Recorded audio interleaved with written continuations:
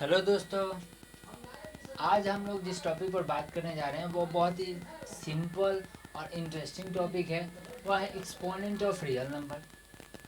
दोस्तों, यह topic simple है लेकिन इसे पढ़ना, इसे समझना बहुत ही ज़रूरी है, क्योंकि अगर हम चाहते हैं कि मैथ्स के किसी भी क्वेश्चन में, मैथमेटिक्स के किसी भी क्वेश्चन में हमें दिक्कत ना हो, तो ये इस टॉपिक के बारे में जानना ज़रूरी होगा। क्योंकि मैथ्स के करीब करीब हर एक क्वेश्चन में हमारे पास यह टॉपिक आ ही जाएगा।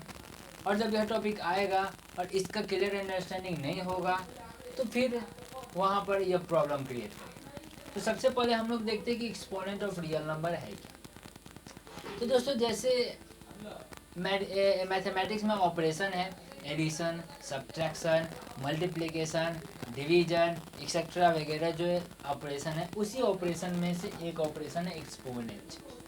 ठीक है, तो यहाँ एक्सपोनेंट ऑफ रियल नंबर बोल रहा है, मतलब किसी भी रियल नंबर के एक्सपोनेंट के बारे में बात हो रहा है। तो एक्सपोनेंट दो तरह के हो सकते हैं, मतलब हमारे पूरे टॉपिक में, पूरे वीडियो में हम दो तरह के एक्सपोनेंट के बारे में बात करेंगे। एक बात करेंगे इंटीग्रल एक्सपोनेंट के बारे में, और दूसरा बात करेंगे रेशनल एक्सपोनेंट के बारे में। तो सबसे पहला जो टॉपिक पर हम लोग बात करेंगे वो होगा इंटीग्रल एक्सपोनेंट। हमारा पहला जो टॉपिक होगा वो होगा इंटीग्रल एक्सपोनेंट के बारे में बात करेंगे, और उसके बाद हम लोग बात करेंगे रेशनल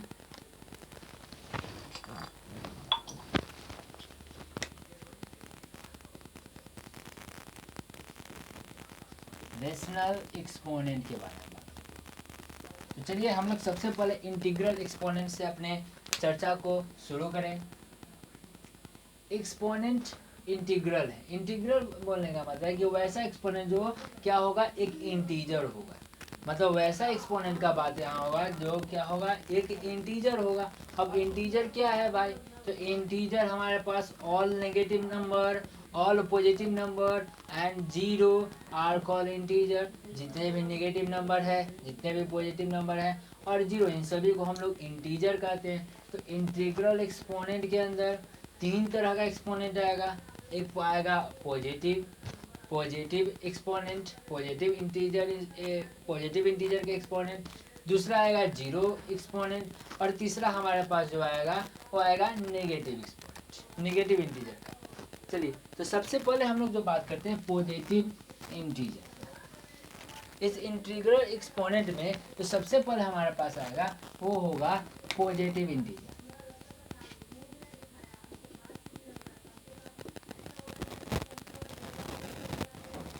पॉजिटिव इंटीजर। चलिए, तो हमने माना अब यह पॉजिटिव इंटीजर का एक्सपोनेंट, इंटीग्रल एक्सपोनेंट का बात हो रहा है। चलिए, तो हमने माना कि n हमारे पास कोई एक पॉजिटिव इंटीजर है। तो हमने लिखा यहाँ पे कि let n be any positive integer. चलिए, हमारे पास n जो है कोई एक पॉजिटिव इंटीजर है, और हमने माना a जो हमारे पास है क्या, कोई एक रियल नंबर है। हमने मान लिया कि and A be any real number, और ए जो हमारे पास है कोई एक रियल नंबर है। तो अगर हमें यह डिफाइन करना पड़े, वी डिफाइन, क्या define, A to the power N. इसे हम लोग कैसे बोलते हैं, इसे हम लोग बोलते हैं a to the power N. इसे हम लोग बोलेंगे a to the power n, या इसे हम लोग बोल सकते हैं a raise to the power N. इसे हम लोग दो तरीका से बोल सकते हैं, या तो बोलेंगे a to the power n, या हम लोग बोलेंगे a raise to the power n. तो हम लोग डिफाइन करेंगे a to the power n को is equals to a into a into a into a n factors. मतलब हम a to the power n को डिफाइन करेंगे कैसे, a into a into a into a, कितने factors तक, n factors तक, n times multiply करेंगे। ठीक है, मतलब अगर ए हमारे पास कोई रियल नंबर है और एन हमारे पास कोई पॉजिटिव इंटीजर है, तो ए टू द पावर एन, यह इसको हम डिफाइन करेंगे ए into a into a into a, कितने फैक्टर तक, एन फैक्टर तक। जैसे हमारे पास मान लेते हैं 2 हमारे पास एक रियल नंबर था, और हमने एक 4 माना, तो 4 हमारे पास पॉजिटिव इंटीजर है। अब हमने लिख दिया, तो इसको क्या बोला, 2⁴, या इसको ऐसे ही बोल सकते थे 2⁴। इसको डिफाइन करने के लिए क्या करेंगे, 2 into two into two into two, क्योंकि 2 को मल्टीप्लाई किया हमने, 2 को इटसेल्फ रिपीटेड मल्टीप्लाई किया कितने टाइम, 4 टाइम। तो एक्सपोनेंट का यूज इसी में होता है कि जब हम लोग किसी नंबर को रिपीटेड मल्टीप्लिकेशन करते हैं तो उसे हम लोग एज ए एक्सपोनेंशियल फॉर्म में राइट डाउन करते हैं, जिससे कि हमारा स्पेस भी बचे और कंफ्यूजन भी न हो। जैसे अगर हमारे पास लिखना होता है 2⁴ इसका मतलब था 2 को हम मल्टीप्लाई करेंगे, कितने टाइम से मल्टीप्लाई करेंगे, 100 टाइम से मल्टीप्लाई करेंगे, ठीक है। तो 2 into two into two into two into two, यह 100 टाइम्स मल्टीप्लाई होगा, इटसेल्फ मल्टीप्लाई होगा। अगर हम इसे एक्सपोनेंशियल फॉर्म में न लिखकर इसे मेन फॉर्म में लिखते हैं, मल्टीप्लाई के फॉर्म में लिखते हैं, तो सबसे पहला यह तो स्पेस बहुत ज़्यादा लेता, और सेकंड क्या, अगर हम गलती से एक भी टू मिस कर गए, भूल गए लिखना, राइट डाउन करना भूल गए, तो इसका जो आंसर होता वो क्या हो जाता, गलत हो जाता है। इसलिए हमने इसे एज एक्सपोनेंशियल फॉर्म में लिख दिया, जिससे कि हमारा क्या हो जाए, काम आसान हो जाए। तो सबसे पहले हम लोगों ने बात किया पॉजिटिव इंटीजर इंटीग्रल एक्सपोनेंट में। पहला बात तो था जब पॉजिटिव इंटीजर होगा, जब हमारे पास एक्सपोनेंट क्या होगा, पॉजिटिव इंटीजर होगा। चलिए एक और क्वेश्चन ले लेते हैं जिससे हमारा पूरा बात क्लियर हो जाएगा।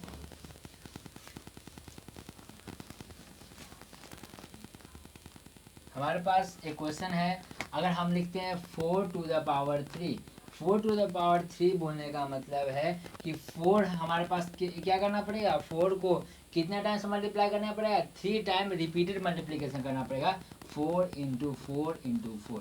अब हम देखते हैं 4⁴ में यह जो 4 है, इस नंबर को हम लोग रिपीटेड मल्टीप्लाई करते हैं, और यह जो 3 है इसको हम उतने टाइम से रिपीटेड मल्टीप्लाई करते हैं। तो यह जो 4 है हमारे पास, इसे हम लोग बोलते हैं बेस। यह जो 4 है जिस नंबर को हम रिपीटेड मल्टीप्लिकेशन करते हैं उसे हम लोग बोलते हैं बेस, और यह जो 3 है जितने टाइम से मल्टीप्लाई करते हैं उसे हम लोग बोलते हैं एक्सपोनेंट। इसे हम लोग एक्सपोनेंट के नाम से जानते हैं।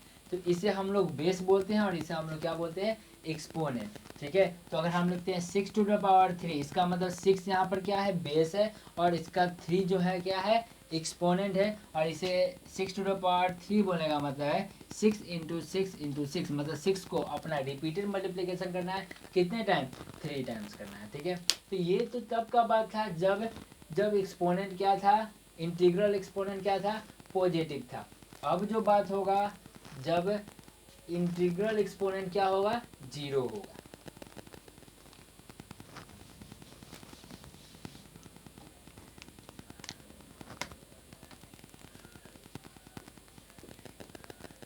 अब जो बात होगा हमारे पास 0 एक्सपोनेंट के बाद हुआ इंटीग्रल एक्सपोनेंट, जब वो एक्सपोनेंट क्या हो जाए, 0 हो जाए। तो चलिए हमने माना कि ए हमारे पास कोई एक रियल नंबर है, तो हमने माना let a be any real number, a हमारे पास कोई रियल नंबर है। देन हम लोग को डिफाइन करना है, क्या डिफाइन करना है, a⁴, इसे हम लोग पढ़ते थे क्या, a⁴, या इसे हम लोग ऐसे भी पढ़ते थे a⁴।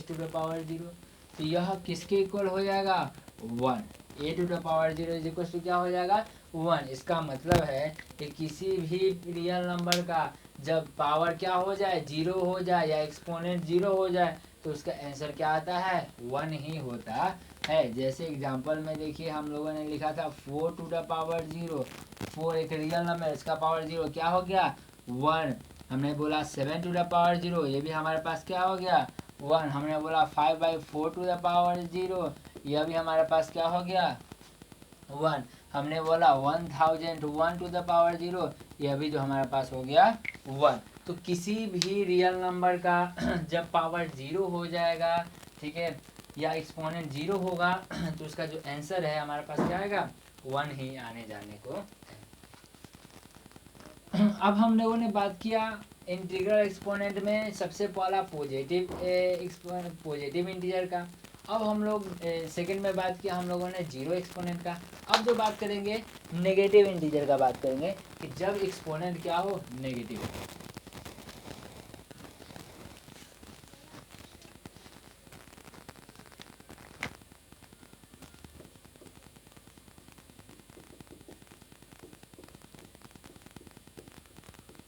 अब देखिए, अब नेगेटिव एक्सपोनेंट का बात करेंगे, मतलब जब एक्सपोनेंट क्या होना चाहिए, नेगेटिव होना चाहिए। ठीक है, चलिए तो हमने फिर यहाँ पर n हमने एक पॉजिटिव इंटीजर मान लिया और a को हमने कोई रियल नंबर माना था। हमने लिखा कि let a be any real number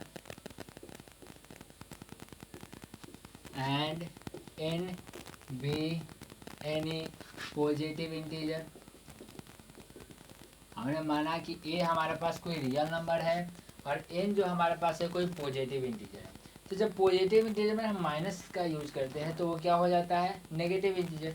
then हम लोग डिफाइन करेंगे कैसे, then a to the power minus n। अब देखिए, अब जो एक्सपोनेंट हो गया वो क्या हो गया, माइनस n, मतलब क्या हो गया, नेगेटिव इंटीजर हो गया। अब जो हमारे पास एक्सपोनेंट है क्या है, नेगेटिव इंटीजर है, एक्सपोनेंट है।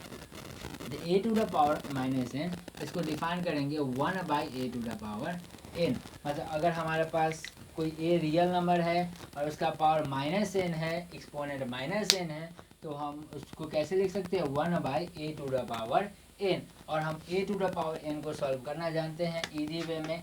It means 1/a into a into a into कितना टाइम, n टाइम्स हमको इसको रिपीटेड मल्टीप्लिकेशन करना है। चलिए इसको समझते हैं एक एग्जांपल से। जैसे हमने एक एग्जांपल लिया 3 टू द पावर -4। यह जो 3 हमारे पास बेस है, इसका जो पावर है क्या है, -4, मतलब एक्सपोनेंट -4 है, एक नेगेटिव इंटीजर है। ठीक है, तो इसको हम लिख सकते हैं क्या, 1/3 टू द पावर 4। यह माइनस को जैसे ही हटाया हमने लिखा 1/3 टू द पावर 4। ठीक है, अब हम इसको ऐसे लिख सकते थे 1/3 टू द पावर 4। हमने जस्ट फर्स्ट में पढ़ा था पॉजिटिव में 3 इंटू 3 इंटू 3 इंटू 3, मतलब 3 जो बेस है उसको कितने टाइम रिपीटेड मल्टीप्लिकेशन करना है, 4 टाइम्स रिपीटेड मल्टीप्लिकेशन करना है। तो यह जो हमारे पास था इंटीग्रल एक्सपोनेंट का, हमने अभी इंटीग्रल एक्सपोनेंट के सभी एस्पेक्ट्स को ठीक से समझ लिया। अब इस इंटीग्रल एक्सपोनेंट के कुछ लॉज पर बात करेंगे, कुछ नियम पर बात करेंगे जो क्वेश्चंस को सॉल्व करने में, मैथमेटिक्स के क्वेश्चंस को सॉल्व करने में इम्पोर्टेंट, बहुत ज़्यादा इम्पोर्टेंट होने वाला है। ठीक है, तो चलिए हम लोग कुछ लॉज पर बात करते हैं, कुछ नियम पर बात करते हैं इंटीग्रल एक्सपोनेंट के।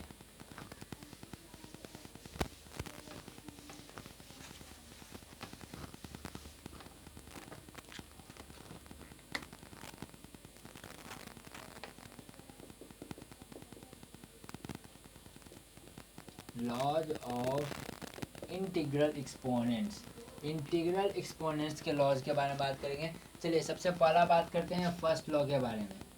फर्स्ट लॉ हमारे पास है, लेट हमने पहले यहाँ पर मान लिया है, सबसे पहले हम लोग मान लेते हैं कि a हमारे पास कोई एक रियल नंबर है और m और n हमारे पास कोई इंटीजर है।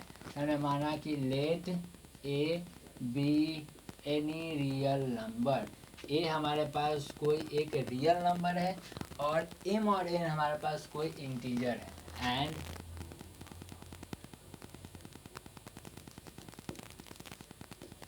m and n be any integer. हमने माना कि a हमारे पास कोई एक रियल नंबर है और m और n हमारे पास क्या है, इंटीजर्स है। ठीक है, चलिए तो law number 1, according to law number 1 हमारे पास बोलता है कि if a to the power m into a to the power n, अगर a to the power m into multiply किया हुआ है किससे, a to the power n से, तो उसका आंसर लाने के लिए हमको क्या करना पड़ेगा, a टू द पावर क्या होगा, m प्लस n करना पड़ेगा। मतलब मतलब दोनों का बेस क्या है, सेम है, a to the power m, इसका भी बेस a है, इसका एक्सपोनेंट क्या हो गया, m हो गया, यहाँ भी बेस a है, इसका एक्सपोनेंट क्या हो गया, n हो गया। तो अगर a to the power m हमारे पास a to the power n, यह मल्टीप्लाई किया हुआ है किससे, a to the power n से, तो यह इक्वल हो जाएगा किसके, a to the power m plus n।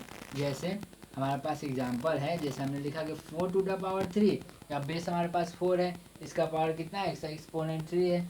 और यहाँ अगर मल्टीप्लाई है 4 टू द पावर 4, यह किससे मल्टीप्लाई है, 4 टू द पावर 4 से अगर मल्टीप्लाई है तो इसका आंसर जो होगा क्या होगा, 4 टू द पावर, हम क्या करेंगे एक्सपोनेंट को ऐड करके फिर उसके एक्सपोनेंट में लिख देंगे, तो 3 + 4, ये हमारे पास होगा 4 टू द पावर 7। एक और एग्जांपल देख लेते हैं हम लोग, हमारे पास है 6 to the power 5 into 6 to the power 7। देखिए दोनों का बेस सेम है, पावर डिफरेंस हो सकता है, तो 6 to the power 5 into 6 to the power 7, और दोनों क्या है, मल्टीप्लाई में है, तो हम क्या करेंगे 6 टू द पावर क्या करेंगे 5 और 7 को हम क्या करेंगे ऐड करेंगे और इसके पावर में लिखेंगे, तो 5 + 7 मतलब 6 टू द पावर 12। तो यह जो हमारे पास है लॉ नंबर 1 है, इंटीग्रल एक्सपोनेंट का लॉ नंबर 1 है। और ये जितना भी लॉज है यह हम लोग बहुत इसका यूज हम लोग मैथमेटिक्स के करीब करीब हर एक क्वेश्चंस में करते हैं, तो यह इम्पॉर्टेंट है, वेरी वेरी इम्पॉर्टेंट है, इसे समझना, ठीक है। चाहे आप क्लास किसी भी क्लास में हो, इन लॉज का यूज होने जा रहा है। चलिए अब हम लोग देखते हैं लॉ नंबर 2। लॉ नंबर 2 हमारे पास है कि अगर a to the power m divided by a to the power n, अगर हमारे पास a to the power m, इसे हम लोग डिवाइड करेंगे किससे, a to the power n से, या इसी को हम दूसरे शब्दों में लिख सकते हैं a to the power m by a to the power n। हम लोग a to the power m divided by a to the power n, या इसको हम लिख सकते हैं a to the power m by a to the power n, दोनों एक ही बात है, इसमें कोई भी डिफरेंस नहीं है, ठीक है।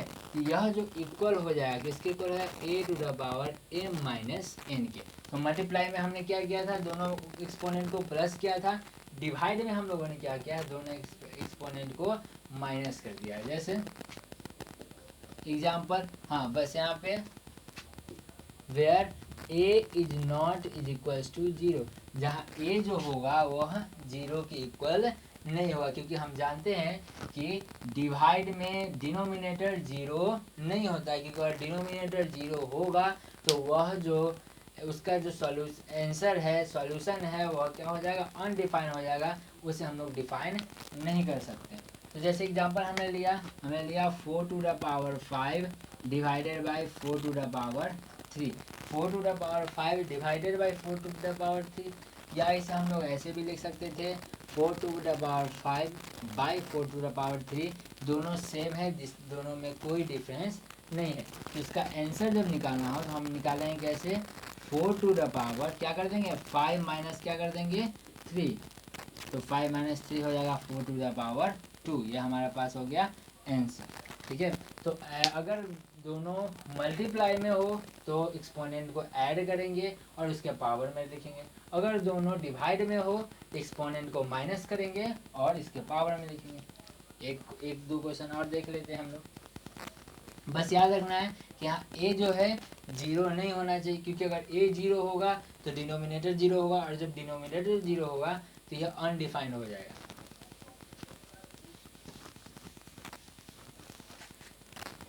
जैसे हमारे पास है 7 to the power 15 divided by 7 to the power 13, इसी को हम लोग ऐसे लिख सकते थे 7 to the power 15 by 7 to the power 13, ठीक है। तो इसका जो आंसर होगा हमारे पास क्या होगा 7 टू द पावर 15 माइनस 13, तो 7 टू द पावर 2, ठीक है। बस याद रखना है कि यह जो दोनों लॉ तभी काम करेगा जब दोनों का बेस क्या होना चाहिए, सेम होना चाहिए। अगर बेस सेम ना हो तो यह दोनों लॉ में से कोई लॉ काम नहीं करेगा।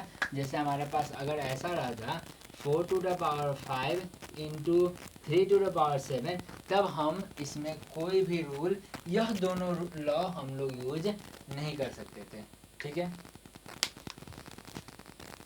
चलिए अब हम लोग चलते हैं तीसरे लॉ की तरफ। हमारे पास लॉ नंबर 3 हमारे पास बोलता है a to the power m whole power m is equal to, अगर हमारे पास है a to the power m and whole power n is equals to, ये हमारे पास होगा a to the power m into n. चलिए इसको एग्जाम्पल से हम लोग समझ लेते हैं। ठीक है, ये हमारे पास कोई रियल नंबर है, एम और एन क्या है, कोई भी इंटीजर है।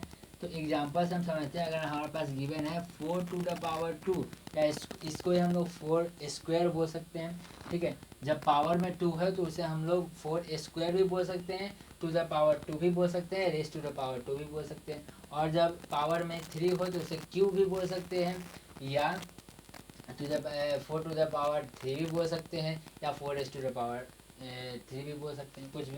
तो 4 to the power 2 whole power 4, 4 to the power 2 whole power 4। तो इसे हम लोग ऐसे लिख सकते हैं 4 टू द पावर, यह दोनों एक्सपोनेंट को क्या करेंगे, हम लोग मल्टीप्लाई कर देंगे 2 into 4, it means it become 4 to the power 8। Clear. अब हमारे पास एक और एग्जाम्पल हम लोग ले लेते हैं, चलिए देखते हैं। A to the power 5 into whole power 15, इसका मतलब ये हो जाएगा ए टू द पावर, यह 5 और 15 को क्या करेंगे, मल्टीप्लाई कर देंगे। ए टू पावर क्या हो गया, ए टू द पावर 75। ठीक है, तो ये जो हमारे पास था थर्ड लॉ था। अब हम लोग चलते हैं नेक्स्ट लॉ की तरफ, फोर्थ लॉ की तरफ।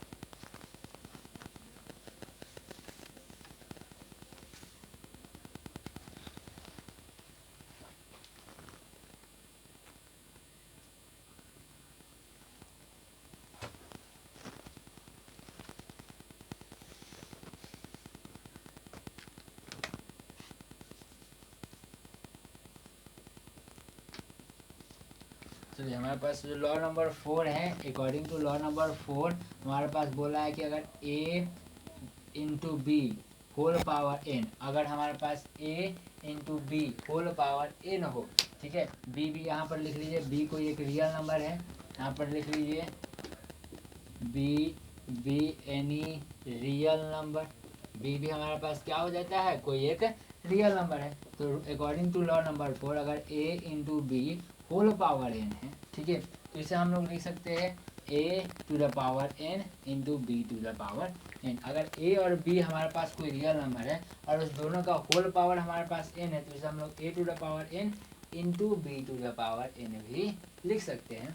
जैसे एग्जाम्पल हमारे पास है, अगर आपके पास दिया है, गिवन है कि 5 इंटू 7, हमारे पास है 5 इंटू 7 होल पावर हमारे पास क्या हो जाएगा 7, 5 इंटू 7 होल पावर 7। तो इसे हम लोग बोल सकते हैं 5 to the power 7 into 7 to the power 7। ठीक है, अगर आपके पास ऐसा भी एग्जाम्पल होता है 12 टू द पावर 5, ठीक है, तो अगर हम 12 को स्प्लिट करें तो हम ऐसा भी लिख सकते हैं कि 3 इंटू 4 इट बिकम 12, तो 3 इंटू 4 टू द पावर 5 यह लिखा जा सकता है। ठीक है, अब हम इसे ऐसा भी लिख सकते थे 3 to the power 5 into 4 to the power 5। यह क्लियर हो गया कि यह rule number 4, according to rule number 4 if a into B whole power n होगा, देन यह इक्वल हो जाएगा a to the power n into B to the power n। अब हम लोग चलते हैं rule number 5 and last rule of integral exponent.